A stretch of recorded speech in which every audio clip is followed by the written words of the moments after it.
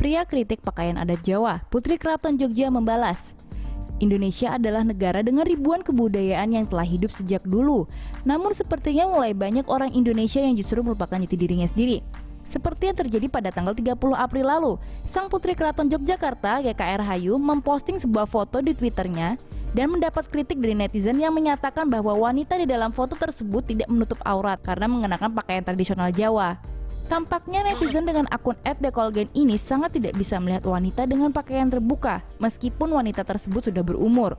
Tentunya cuitan netizen ini dibalas pedas oleh Sang Putri Hayu yang bertanya kembali padanya, "Kenapa bikin nafsu?" Sontak followers GKR Hayu balik membuli akun tersebut yang tidak memahami bahwa itu adalah pakaian tradisional Jawa. Sejak penjajahan Belanda hingga Indonesia merdeka, pakaian adat sering dipakai oleh masyarakat. Anehnya tidak ada yang protes dengan pakaian yang tidak menutup aurat tersebut. Namun memang semakin banyak orang yang berpikiran konservatif dan mewajibkan kaum hawa untuk menggunakan pakaian yang menutup aurat. Di tahun 2016, Komisi Penyiaran Indonesia mulai aktif menyensor bagian tubuh wanita yang mengenakan pakaian cukup terbuka di acara televisi. Sampai-sampai acara pemilihan Putri Indonesia yang menggunakan kebaya juga harus disensor. Ternyata tidak hanya wanita, puting pria yang mengenakan pakaian pernikahan adat Jawa juga ikut-ikutan disensor. Ini terjadi di pernikahan artis Cha Cha Frederica di bulan Februari 2016 yang menggunakan pakaian adat Jawa dalam prosesi pernikahannya. Ini memang aneh, tapi ini yang terjadi di Indonesia saat ini. Masa di mana masyarakat Indonesia lebih memilih untuk mengikuti kultur dari bangsa lain dan memilih untuk membuang kulturnya sendiri. Memang tidak ada salahnya kita belajar dari kebudayaan bangsa lain, tapi tidak dengan melupakan jati diri kita sebagai bangsa Indonesia. Saksikan kompilasi dari Tomo News Indonesia berikut ini. Teori reproduksi paling aneh yang pernah kita dengar. Di Indonesia beredar sebuah screen capture post lucu yang diunggah pada tanggal 14 April lalu melalui akun Facebook Penahan Rasa Berak. Netizen ini mengatakan bahwa wanita bisa hamil tanpa berhubungan badan karena berenang satu kolam dengan pria. Postingan ini ditulis oleh seorang netizen yang bernama Liza Zabri dan diketahui kini sudah dibagikan sebanyak 1.640 kali. Liza mengatakan bahwa wanita yang sedang subur bisa beresiko hamil karena berenang dengan pria di kolam yang sama. Sperma bisa berenang di dalam air kolam renang dan juga bisa masuk ke dalam pori-pori kulit wanita. Hal itu yang menyebabkan kehamilan pada wanita tanpa harus berhubungan badan. Menurut Liza, itulah yang dikatakan oleh dosennya yang juga ahli fikih, yaitu seseorang yang menguasai ilmu keagamaan, bukan ilmu sains. Namun menurut ilmu pengetahuan, hal itu mustahil terjadi karena zat klorin di kolam renang bisa membunuh sel sperma. Setelah tahu postingannya jadi bulan-bulanan netizen lain, pada tanggal 17 April, Liza memposting permintaan maaf atas ketidaktahuannya melalui akun Facebook. Tampaknya penerapan pendidikan seks harus diterapkan di setiap sekolah, tentunya yang berbasis pada ilmu medis. Korea Utara ingin Cina berhenti mengejek Kim Jong-un, gendut. Menjadi seorang diktator mutlak dapat menjadi sulit. Tanya saja pemimpin terkasih Korea Utara, Kim Jong-un.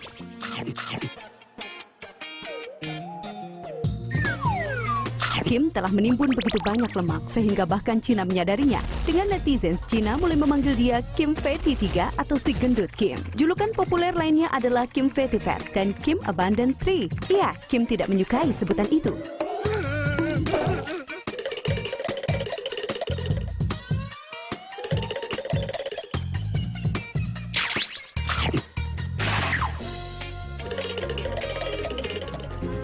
Para pejabat Korea Utara telah meminta rekan-rekan mereka dari utara untuk berhenti memanggilnya dengan nama panggilan tersebut sebelum mayat mulai berjatuhan.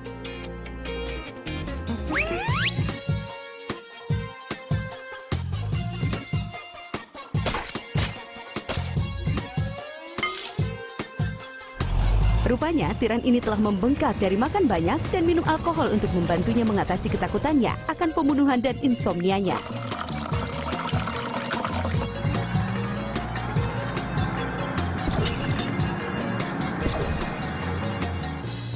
Dan mungkin juga hobi diktator dalam mengkonsumsi sejumlah besar keju Swiss memperburuk keadaan. Fatty Fat bahkan dilaporkan telah meminta para ilmuwan untuk membuat obat penurun berat badan yang bekerja tanpa diet atau olahraga. Ya, Korea Utara mungkin bisa mengekspor pil itu ke Amerika dan untuk Cina.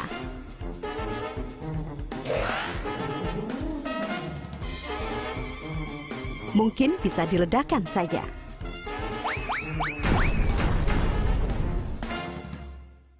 Hashtag makan mayit, proyek seni mendapat kecaman dari publik.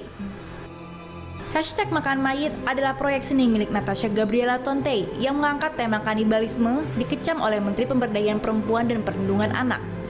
Pameran hashtag makan mayit ini diadakan pada tanggal 25 Februari 2017 lalu di sebuah restoran di Kemang, Jakarta Selatan dengan harga tiket masuk sebesar Rp500.000. Ya, untuk menikmati makan malam mayat ini, Anda hanya perlu membayar Rp500.000. Natasha dinilai telah melewati batas dalam mengekspresikan keseniannya yang merusak norma sosial. Proyek seni ini menyajikan makan malam yang menyerupai tubuh dan otak bayi. Ada pula sajian yang berbentuk janin bayi berwarna merah yang terbuat dari puding.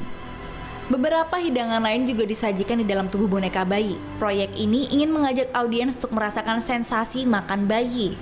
Dalam sebuah wawancara, Natasha mengatakan bahwa karyanya ini merupakan salah satu bagian dari eksperimen sosial. Ia ingin melihat bagaimana reaksi publik menanggapi persoalan tentang kanibalisme. Tidak sedikit netizen yang mengkritik dan menuduh Natasha sebagai seorang psikopat. Menurutnya, hakikat psikopat dan kanibal ada dalam setiap pribadi manusia. Sebuah karya seni memang bisa menjadi sarana bagi seniman untuk mengkritik isu sosial. Tapi, tampaknya karya Natasha Gabriela Tonte ini tidak cukup kuat konteksnya. Jadi tidak heran jika banyak publik yang mengecam. Ekspresi dalam berkesenian itu wajar dilakukan oleh seorang seniman, tapi tetap diperlukan konteks yang beralasan di dalamnya. Bagaimana menurut Anda? Anak perempuan 12 tahun memburu binatang dan berfoto dengan mayatnya. Temui Ariana Gordon, seorang gadis berusia 12 tahun yang dengan cepat menjadi terkenal di antara komunitas hak-hak hewan sebagai seorang anak muda yang mendapatkan bimbingan yang salah. Ketika dia dan ayahnya, Ellie, pergi berburu di awal tahun ini, Ariana membidik beberapa hewan di Afrika Selatan. Piala terbarunya itu adalah jerapah, rusa kutub, wow, dan zebra. Dia menyebut ini adalah salah satu perburuan impiannya, dan mudah untuk bisa tahu mengapa dia benar-benar berhasil mengabadikan satwa liar menakjubkan di luar sana, ya kan? Dalam sebuah wawancara dengan Good Morning Amerika pada tanggal 17 Agustus untuk menanggapi gelombang kebencian yang ia terima karena fotonya, Ariana mengatakan, "Saya tidak akan pernah menyerah. Saya seorang pemburu dan aku tidak akan berhenti." Sepertinya kita dapat berharap untuk bisa melihat lebih banyak lagi piala buruannya